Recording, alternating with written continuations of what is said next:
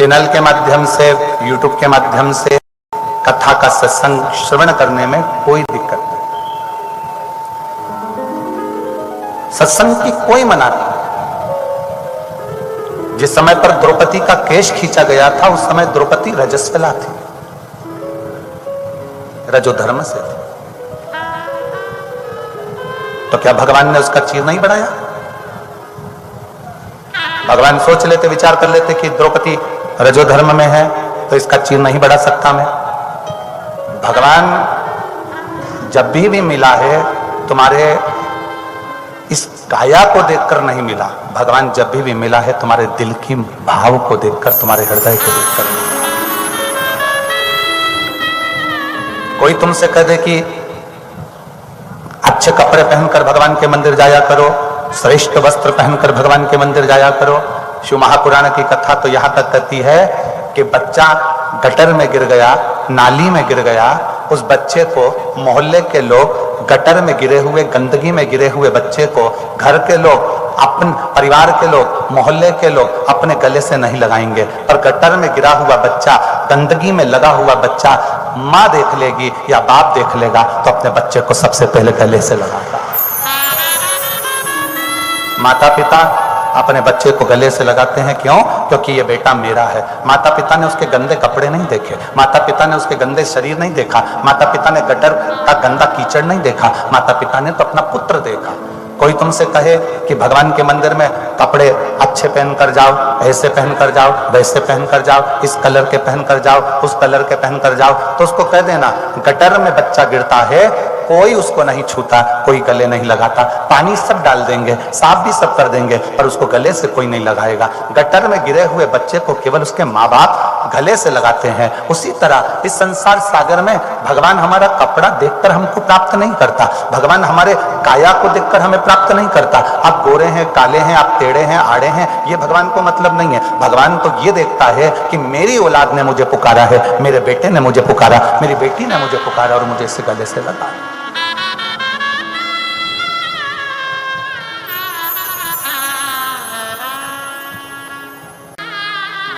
एक प्रश्न, क्या भाग्य में लिखा है? फिर निवेदन है, तुम्हारी किस्मत में अगर विधाता ने कुछ उल्टा भी लिख दिया है ना, तो शंकर के मंदिर जाना चालू कर दो, तुम्हारा भाग्य उल्टा जरूर हो जाएगा, सुधर जरूर जाएगा। आप शिव के मंदिर जाना प्रारंभ करो।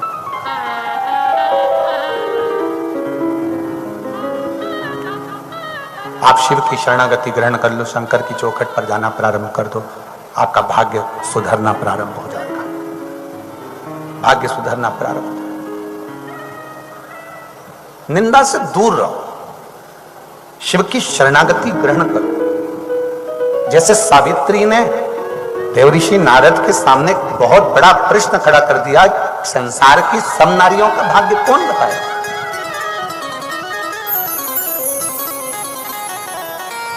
संसार की सारी नारियों की किस्मत कौन बताने वाला?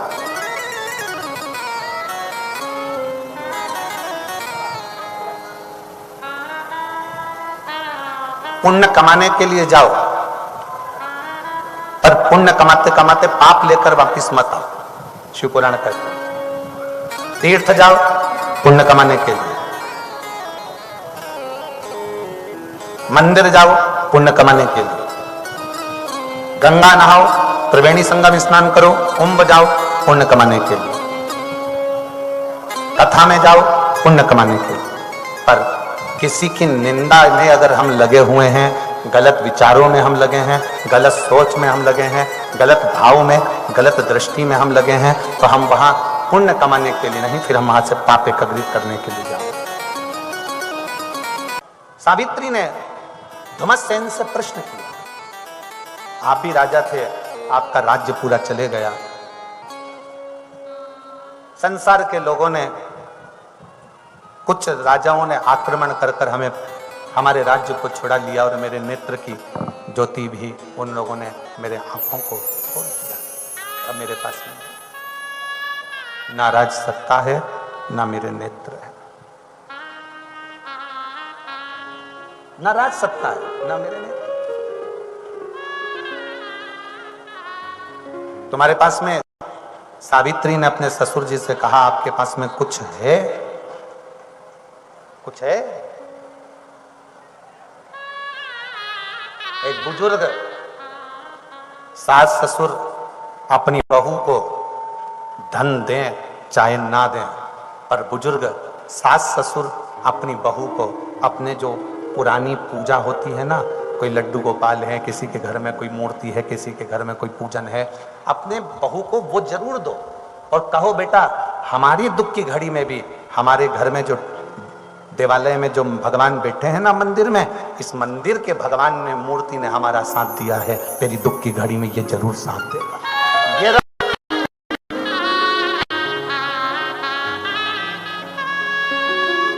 आपके पास में कुछ है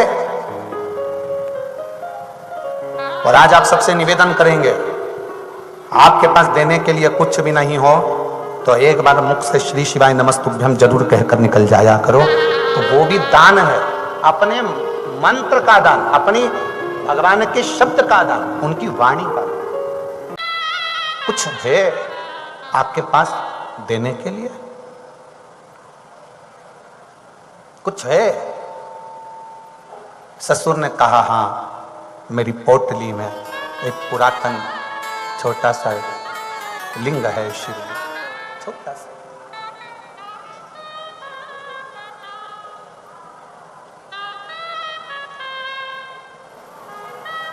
शिव लिंगायत संप्रदाय के अंतर्गत गले में एक शिवलिंग हमेशा रहता है। अगर कोई शिव लिंगायत संप्रदाय के बैठे होंगे तो उनके स्मरण में होगा एक शिवलिंग उनके गले में हमेशा रहता है, हमेशा।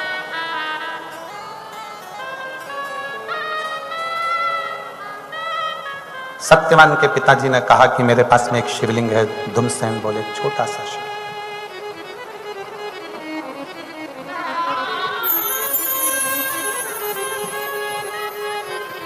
वो छोटा सा शिवलिंग मेरी पूंजी है। सावित्री जी बोली कि पिताजी बस पूरा राज्य चले जाए जाने दो, पूरा वैभव चले गया जाने दो, पर आपने अपना शिवलिंग नहीं जाने दिया तो यह भी पक्का है कि शंकर आपका पूरा वैभव राज्य वापिस लेकर आएगा, वापिस लाए। क्यों? किस लिए? आप शंकर जी के मंदिर में एक लोटा जल चढ़ाने जा रहे हो और भोलेनाथ जी आपकी झोली भरते जा रहे हैं, भोलेनाथ बाबा आपके ऊपर कृपा करते जा रहे हैं, शंकर जी सबकी मनोकामना पूर्ण करते जा रहे हैं। किस लिए? क्योंकि आपके अंदर शंकर के प्रति विश्वास आ गया और आप जान गए कि मृत्यु लोक का देव है, देव अधिदेव महादेव। राम जी भी जिसकी पूजन करते हैं, भगवान कृष्ण भी जिसकी पूजन करते हैं, वो देव अधिदेव महादेव। बोल बम का नारा है बाबा। ये आप जान गए कि बाबा हमारा सहारा है।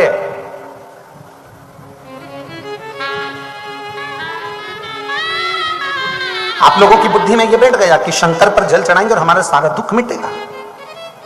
सावित्री समझ गई, मेरा पति सत्यवान 1 साल होने में केवल 2 दिन बचे हैं, मेरा शिव मेरे पति को वापस देगा, क्योंकि उसका नाम कालाधिपति महाकाल है। काल पर विजय करने वाला केवल एक है, वो देव अधिदेव महादेव है, केवल एक। शिव होते हैं जो अपने भक्त को भगवान से मिला देते हैं, जिसकी कामना करते हो उससे मिला देते हैं। सावित्री माता कहती हैं कि शिव आपके पास में है। दिन आ गया जिस दिन सत्यवान के प्राण जाना है।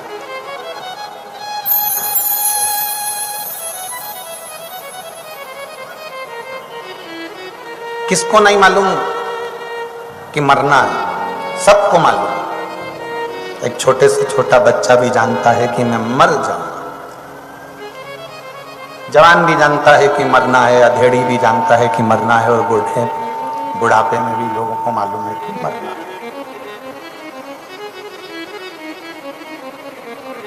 जन्म लिया, मृत्यु साथ में लिखा कर आई है कि मौत आई।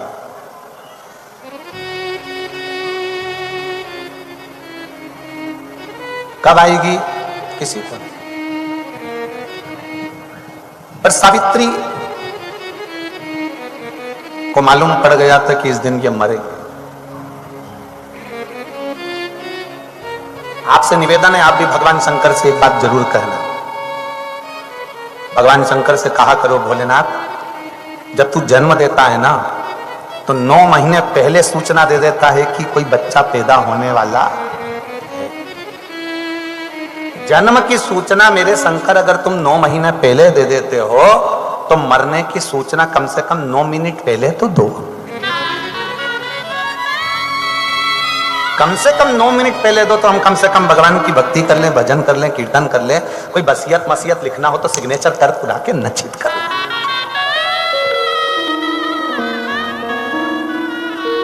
पर शिव कहते हैं कि जन्म की सूचना भले मैं 9 महीने पहले दे दूं, पर मरने की सूचना मैं 9 मिनट पहले नहीं दे सकता, क्योंकि 9 मिनट में तू राजा खटवाक का चरित्र कहता है। एक क्षण में प्राण छूटना है राजा खटवाक के, और भगवान का नाम लेकर चले गया तो उसको बैकुंठ पहुंचा दिया गया, क्योंकि एक क्षण में भगवान की भक्ति कर लिया। एक क्षण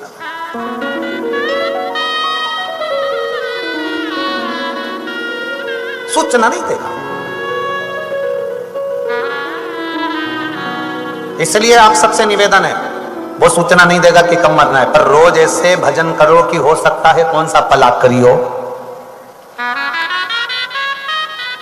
सावित्री ने, सत्यवान जा रहे थे वन में, सावित्री कहती है कि मैं तुम्हारे साथ आज वन में चलूंगी। सत्यवान बोले मुझे लकड़ी लाना है, संविधा लाना है भोजन के लिए। सावित्री ने अपने ससुर और सास से कहा कि मुझे जाने दो इनके साथ में। ठीक है बेटा जाओ। चल जाते जाते सावित्री एक काम कर गई जो हम हमेशा आपको कहते आए हैं, वो सावित्री ने आज कर दिया। अपने ससुर से वो शिवलिंग का दर्शन मांग लिया कि जो शिवलिंग आपके पास में रखा है उसका एक बार दर्शन कर। हम आपसे रोज कहते हैं अपने दिन की शुरुआत 1 लोटे जल से करो। रोज प्रतिदिन सुबह शंकर जी के मंदिर जाकर 1 लोटा जल चढ़ाकर उसका दर्शन कर फिर नौकरी पर, ऑफिस में, सर्विस पे, दुकान पर फिर जाओ, तो तुम्हारी जिंदगी में कोई भी अड़चन आएगी तो टल जाए। मुझे एक बार उस शिवलिंग का दर्शन करा दो पिताजी जो तुम्हारे पास में है। जैसे ही सूचना मिली, धुमस्सेन ने अपना शिवलिंग निकालकर दर्शन कराया। सावित्री प्रणाम कर उसका स्पर्श कर अपने पति के साथ चल दी। बाबा, शिव पुराण कहता है एक बेलपत्री का छोटा सा टुकड़ा भी जब कोई व्यक्ति अंदर खा लेता है, एक बेलपत्र का थोड़ा सा टुकड़ा भी अगर कोई मनुष्य खा लेता है, शिव जी पे चढ़ा हुआ या शंकर पे चढ़ा हुआ जल पी लेता है या शंकर जी के शिवलिंग का स्पर्श कर लेता है, तो उस स्पर्श का फल, उस बेलपत्र के पत्ते का फल, उस जल का फल उसके शरीर में 21 दिन तक रहता ही रहता है। अब बेलपत्री का पत्ता तो उस समय पर नहीं था, सावित्री ने नहीं पाया। शिवजी पे चढ़ा हुआ जल भी सावित्री नहीं पाई, केवल शंकर के शिवलिंग का स्पर्श करा, प्रणाम करा, दर्शन किया और सावित्री चल गई आश्रित होकर शिव के आश्रित होकर। एक पत्र है,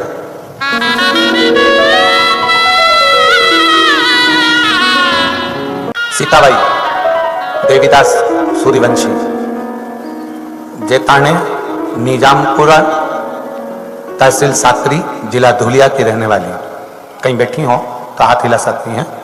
सीताबाई देवीदास सूर्यवंशी, जेताने, निजामपुरा, तहसील साकरी, जिला धुलिया। आ जाइए माँ, एक बेलपत्र ले जाइए, जाओ। मेरा मोबाइल नंबर यह है बाबा। मैं क्या गुणगान करूं, हमने आपकी बहुत कथाएं टीवी पर सुनी है, उसके बाद हमने आपके सीहोर की कथा सुनी है, उसके बाद हमारा आप पर विश्वास बैठ गया। ये मेरे छोटे बेटे की कहानी, मेरी बहू को महीने थे तब हमने दवा खाने में टेस्ट किया। उस समय हमने सोनोग्राफी की, हमको डॉक्टर ने बताया कि गर्भ में जो बच्चा है वो मंद बुद्धि है, उसके मस्तिष्क में 2 गठाने हैं, बच्चे के मस्तिष्क में 2 गठाने, जिसका फोटो भी मैंने लगाया। मस्तिष्क में 2 गांठें हैं और इस गर्भ के बच्चे में 2 गठाने हैं मस्तिष्क में, और यह मंदबुद्धि है। 7वां महीना चल रहा है, इसका गर्भपात करा दीजिए, क्योंकि यह बच्चा ठीक नहीं है। इसको जिंदगी भर तुम्हें ढोना पड़ेगा, यह बच्चा ठीक नहीं। 7 महीने में गर्भ कैसे गिरा दें गुरुदेव? तब मन नहीं माना। तभी डॉक्टर ने कहा एक काम करो, एक जांच और लिख लेते हैं और 18,000 रुपए का एक इंजेक्शन आएगा, वो इंजेक्शन लगवा लो। हम इंजेक्शन कैसे लगवाएं? बच्चा अंदर गर्भ में छोटा है, कैसे क्या करें? तभी धूलिया में कथा हो रही थी। हमने सुना था कि कथा के पंडाल में बैठकर जो मांगा जाता है बाबा देता जरूर है। हम धूलिया की कथा में पहुंच गए और वहां बैठकर कथा श्रवण करी, और श्रवण करने के बाद हमने दूसरी जांच वापिस सोनोग्राफी करवाई, और जांच कराने के बाद में पता चला, वापिस चेकअप किया गया तो डॉक्टर ने बताया कि गठान पूरी तरह से गायब हो गई है और बच्चा भी निरोगी है। उसके इस दुनिया में आने के बाद पूरा शरीर ठीक है। आज मैं बाबा को धन्यवाद देने के लिए आई हूं कि वो बच्चा पूर्ण तरह से स्वस्थ पैदा हुआ और उसकी गठान भी नहीं है। बाबा ने ऐसी करुणा कर दी, हमारा बच्चा पूर्ण स्वस्थ। ये विश्वास है।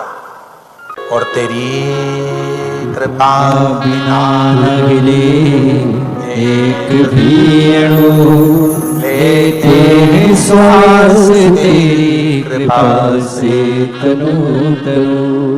बखान क्या करूं मैं राखों के ढेर का, चपटी भभूत में है खजाना कुबेर का। गंगाधार मुक्ति द्वार ओमकार तू, भोले ओमकार तू।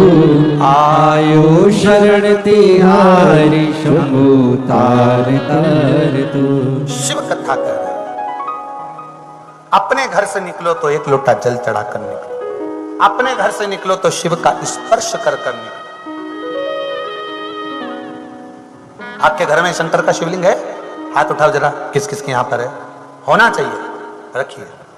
भले छोटा सा कंकर शंकर हो, छोटी सी शिवपिंडी हो, शिवलिंग हो, छोटा सा शिवलिंग तुम्हारे घर में हो, भले नंदी हो ना हो, सर्प हो ना हो, पर शिवलिंग जरूर। शिव तत्व का आप अपने घर से निकले तो पहले शिव को स्पर्श कर ले।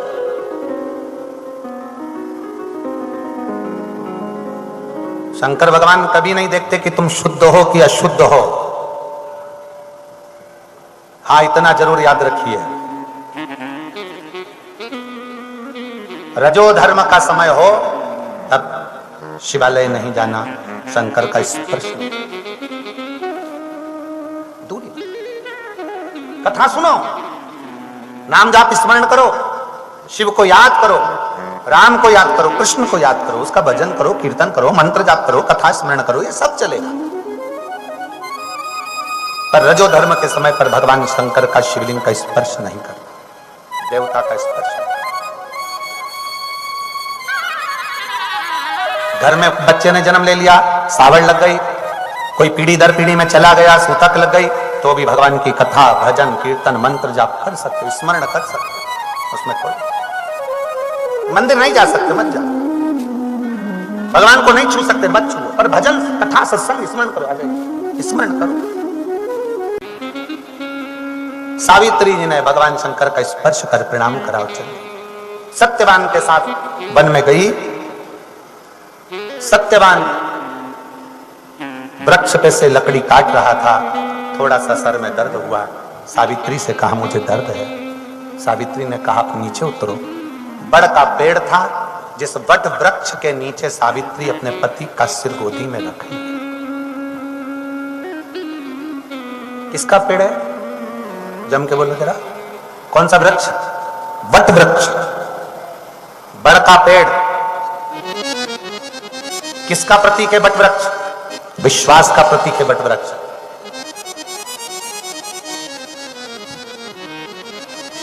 जब मन में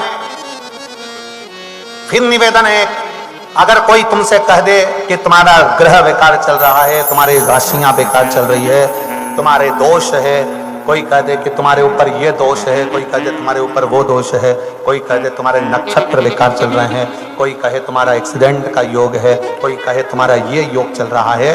कुछ कर सको ना कर सको, एक काम जरूर करना, किसी बड़ के पेड़ के नीचे, बट वृक्ष के नीचे थोड़ी देर बैठकर रोज प्रतिदिन श्री शिवाय नमस्तुभ्यम का जाप करना प्रारंभ करो, या पंचाक्षर मंत्र जपो नमः शिवाय, या षडाक्षर मंत्र जपो ओम नमः शिवाय, या महामृत्युंजय मंत्र जपो। पर शंकर का नाम अगर बट वृक्ष की छांव में बैठकर किया जाता है तो अकाल मृत्यु भी टल जाती है, अकाल मृत्यु भी टलती है। बट वृक्ष की छांव में अगर तप किया जाए, भजन किया जाए, मंत्र जाप किया जाए, नाम जाप किया जाए, स्मरण किया जाए, अकाल मृत्यु।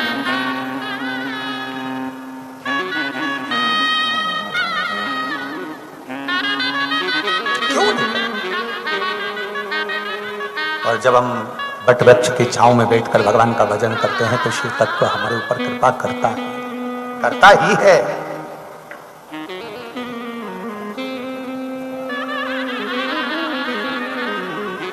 वो कहते हैं ना, उज्जैन के राजा कभी कृपा नजरिया,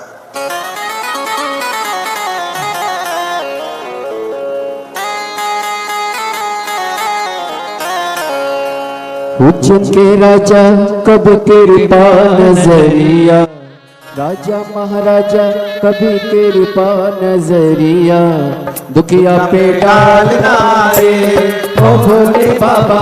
उज्जैन के राजा कभी कृपा नजरिया, राजा महाराजा कभी कृपा नजरिया, दुखिया पे डालना रे ओ भोले बाबा।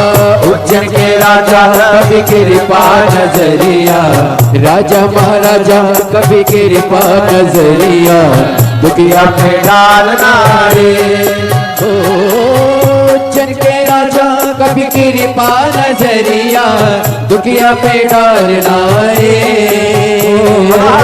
उज्जैन के राजा कभी कृपा नजरिया, दुखिया पे डालना रे। राजा महाराजा कभी कृपा नजरिया, राजा महाराजा कभी कृपा नजरिया, दुखिया पे डालना रे ओ भोले बाबा। उज्जैन के राजा कभी कृपा नजरिया, दुखिया पे डालना रे।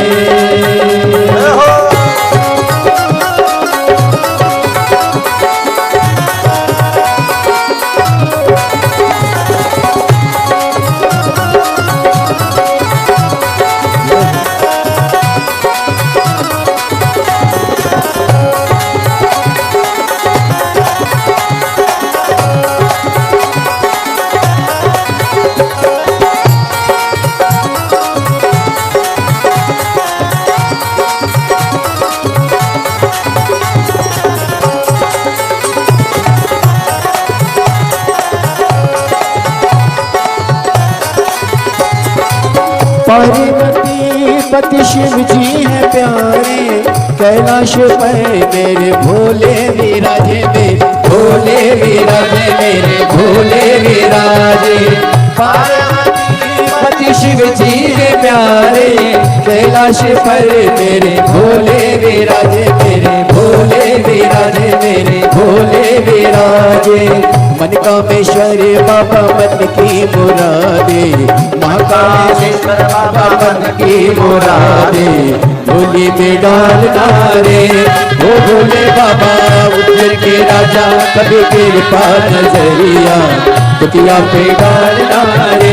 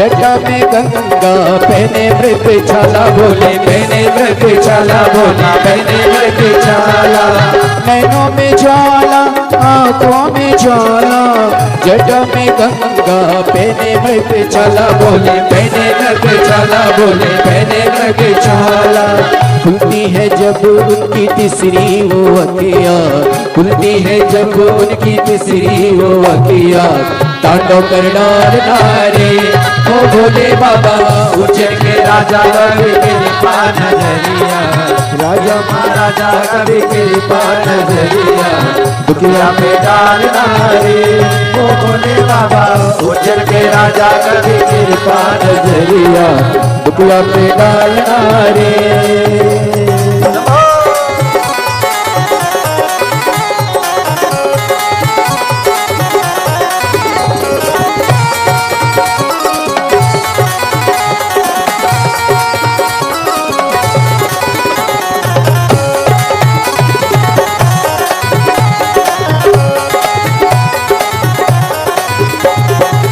पार्वती पति शिव जी है प्यारे कैलाश पर मेरे भोले विराजे मेरे भोले विराजे मेरे भोले विराजे पार्वती पति शिव जी है प्यारे कैलाश पर मेरे भोले विराजे मेरे भोले विराजे मेरे भोले विराजे मन कामेश्वरी बाबा मन की मुरादे मन कामेश्वर बाबा मन की मुरादे झोली में डालना रे ओ भोले बाबा उज्जैन के राजा कभी कृपा नजरिया राजा डालना रे ओ भोले बाबा उज्जैन के राजा कभी कृपा नजरिया दुखिया पे डालना रे ओ भोले बाबा उज्जैन के राजा कभी कृपा नजरिया दुखिया पे डालना रे ओ भोले बाबा उज्जैन के राजा कभी कृपा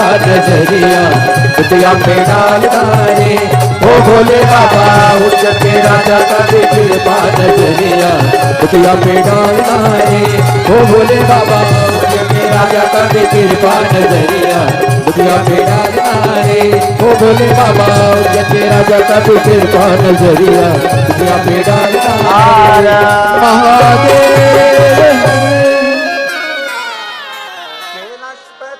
है शिव जी प्यारे कैलाश पर मेरे भोले विराजे मेरे भोले विराजे मेरे शंभु विराजे कुबरेश्वर बाबा मेरी मन की है कामना कुबरेश्वर बाबा मेरे मन की मुरादे झोली में डालना रे ओ भोले बाबा कुबरेश्वर बाबा मेरे मन की मुरादे झोली में डालना रे ओ भोले बाबा कुबरेश्वर बाबा मेरे मन की मुरादे झोली में डालना रे कुबरेश्वर बाबा मन की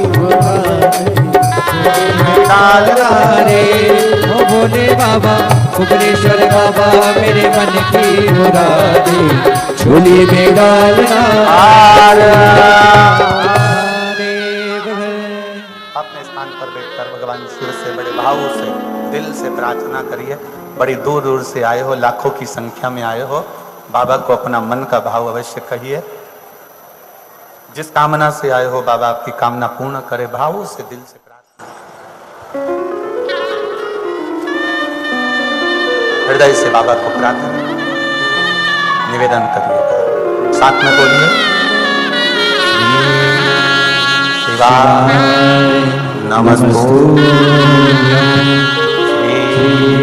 शिवाय नमस्तुभ्यं, श्री शिवाय नमस्तुभ्यं, श्री शिवाय नमस्तुभ्यं, श्री शिवाय नमस्तुभ्यं।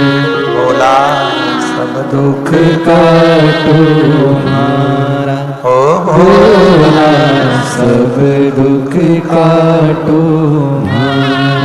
शिव शंकर जप तेरी माला भोले बाबा जप तेरी माला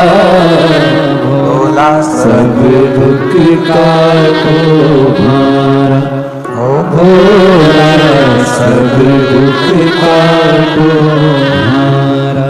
वेश मंगल मंगलकारी, वेश है मंगल मंगलकारी। शमशान निवासी हमारा, शमशान निवासी हमारा, ओ भोला सब दुख काटो हमारा, ओ भोला सब दुख काटो हमारा।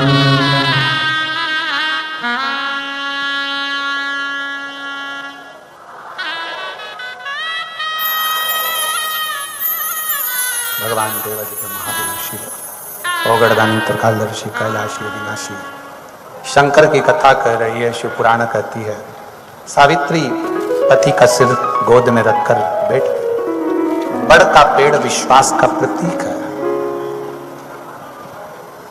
बट वृक्ष की छांव में जब तुम्हें लगे कि ग्रह बेकार चल रहे हो, कोई कष्ट आने वाला है, कोई दुख बहुत तेज आ गया, कोई तकलीफ ज्यादा आ गई, तो बड़ के पेड़ के नीचे बट वृक्ष की छांव में बैठकर श्री शिवाय नमस्तुभ्यम जपना चाहिए। तो जपो।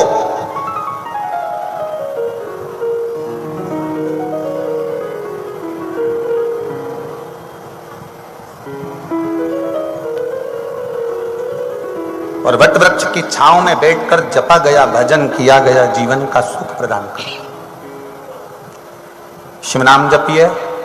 श्री शिवाय नमस्तुभ्यं, श्री शिवाय नमस्तुभ्यं, श्री शिवाय नमस्तुभ्यं, श्री शिवाय नमस्तुभ्यं, श्री शिवाय नमस्तुभ्यं, श्री शिवाय नमस्तुभ्यं। सावित्री ने सत्यवान कहते हैं कि मैं ऐसा लग रहा है कि मेरे प्राण जा रहे हैं। क्या देखा सावित्री ने कि सामने एक काला सा मस्तक पर हीरे रतन का मुकुट पहना हुआ, हाथ में गदा, भैंसे पर सवार एक सामने यम खड़ा है।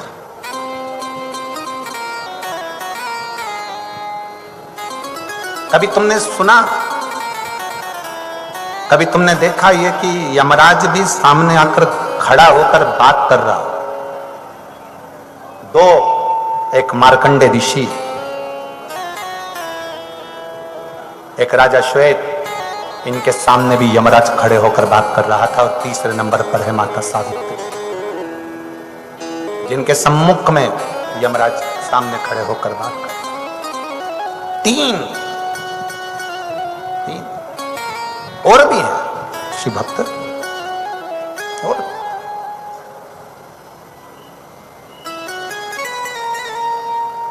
यम की भी सामर्थ्यता नहीं होती है कि शिव भक्त को ऐसे ही उठाकर ले जाए।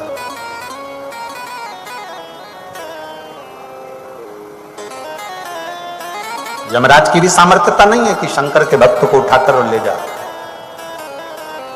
अगर आप प्रतिदिन भगवान शंकर के मंदिर में जाकर एक लोटा जल चढ़ा रहे हो, श्री शिवाय नमस्तुभ्यम का जाप कर रहे हो, दरवाजे पर श्री शिवाय नमस्तुभ्यम लिखा हुआ है, वाहन पर, गाड़ी पर, ऑटो पर, कहीं पर भी श्री शिवाय नमस्तुभ्यम लिखा हुआ है, तो कहीं ना कहीं वो आपके काम जरूर आए। शिव तत्व अगर आपके पास में है तो अकाल मृत्यु टल जाए। अकाल मृत्यु वो मरे तो काम करे चंडाल का, काल उसका क्या बिगाड़े जो भक्त हो महा काल का। जो शिव की आराधना में क्या सामने यम खड़ा है,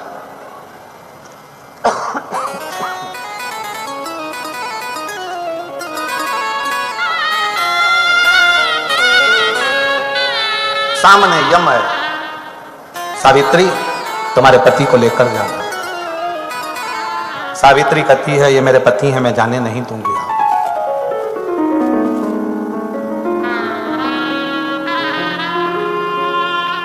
आप जानते हो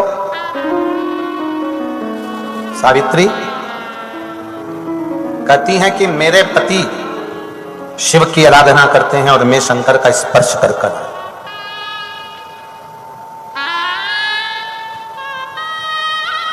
यमराज ने कहा तुम्हारे स्पर्श के कारणवश ही हम तुम्हारे सामने आकर खड़े हो गए हैं और तुमसे पूछ रहे हैं कि इसको ले जाएं। ले जाने लगे, आप अपना कर्म करो, मैं अपना कर्म करूंगी। शिव महापुराण की कथा कहती है शंकर के भक्त को अपने कर्म में लगे रहना चाहिए, बाकी का निर्णय तो शंकर करेंगे। यमराज ले जाने लगे, सावित्री पीछे पीछे जाने लगी। आखिरी में यमराज ने सावित्री से कहा कि तुम शंकर का स्पर्श कर कर आई हो, इसलिए मेरा मन है कि तुम कुछ मांग लो। 4 वर मांगे,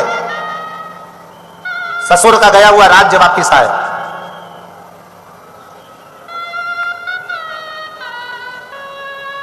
मेरे ससुर वापिस राज सिंहासन पर बैठे हैं, मेरे ससुर अपने पुत्र को अपनी आंखों से देखें, और चौथा मेरे गर्भ से मेरे पति के माध्यम से मेरी संतान हो जो मेरे ससुर की गोद में जाकर खेले।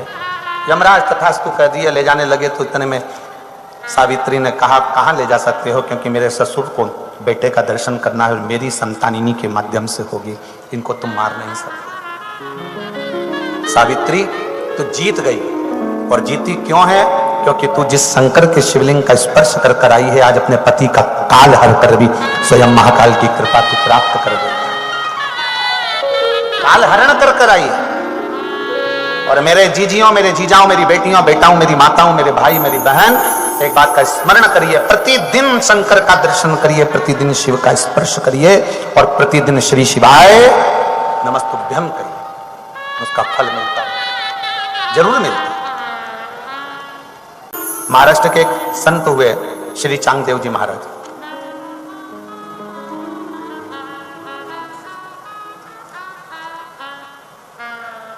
महाराष्ट्र के एक संत हैं, सुना है कि नहीं सुना नाम? जम के तो बोलो, सुना है? महाराष्ट्र के एक संत श्री चांगदेव जी बाबा, चांगदेव जी महाराज शिव के बड़े उपासक, शंकर के बड़े उपासक।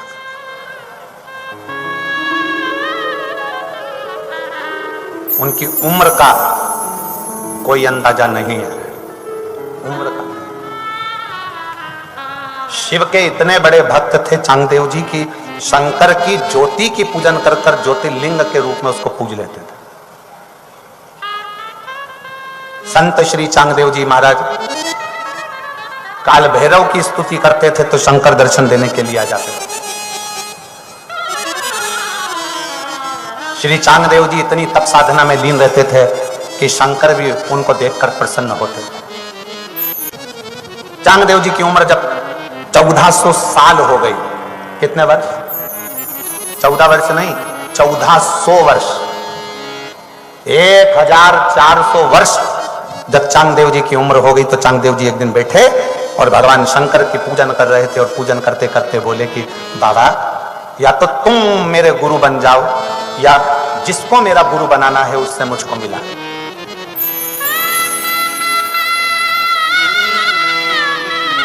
या तो तुम मेरे गुरु बनो, या जिससे मुझे गुरु मंत्र लेना उससे तुम मुझे मिला।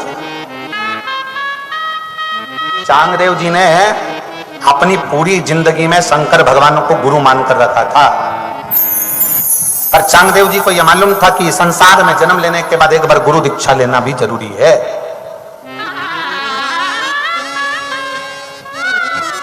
कई मेरी माताएं कहती हैं हमारा गुरु मंत्र नहीं, हम कहते हैं शंकर को अपना गुरु मान लो। और जब तुम्हें कोई असली गुरु जिंदगी में मिल जाए, तुम्हें लगे कि ये इसको हम गुरु बना सकते हैं और ये हमारे गुरु बनने के लायक है, तो फिर गुरु मंत्र, फिर गुरु दीक्षा ले। चांगदेव जी 1400 वर्ष के हो गए और उन्होंने शंकर जी से कहा कि अब मुझे गुरु से मिला, या तो तुम आओ या फिर कोई गुरु मिले। इतने में 3 दिन बीते थे और किसी ने आकर कह दिया कि संत ज्ञानेश्वर जी महाराज ऐसे गुरु हैं, ऐसे सत्संगी हैं कि भगवत की भक्ति में, भगवान की आराधना में डूबे रहते हैं। संत ज्ञानेश्वर।